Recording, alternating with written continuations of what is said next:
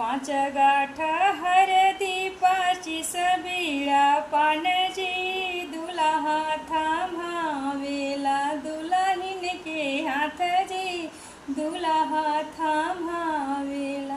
तोहर ही पनवा स्वामी हमें नाही सोहजी तोहर मम्मी घूमेली धोबिया के साथ जी तोहर मम्मी घूमेली। यही रे ससुर धिया के तनी घुमान जी कहवा से देखेली धोबिया के साथ जी कहवा से देखेली। हमारे ही पापा के ऊँची महल जी वही जैसे देखिला धोबिया के साथ जी वही पर से देखिला धोबिया के साथ जी।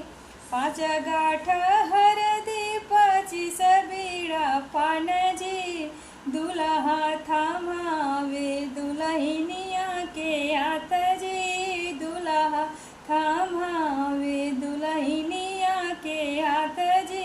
तोहर ही परमा स्वामी हमें नाही सोहजी तोहर चाची घूमेली धोबिया के साथ जी तोहर चाची घूमेली धोबिया के साथ जी।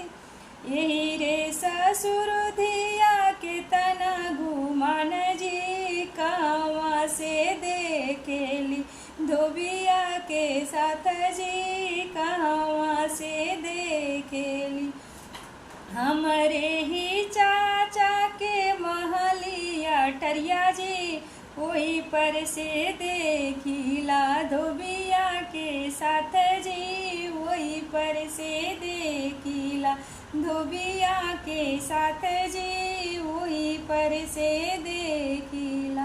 पाँच गाठ हरदी पाची सबीड़ा पान जी दुल्हा थामावेला दुल्हन के हाथ जी दुल्हा थामावेला।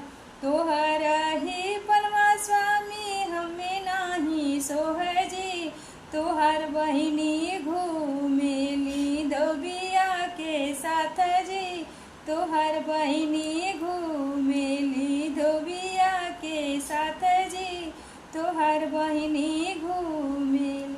यही रे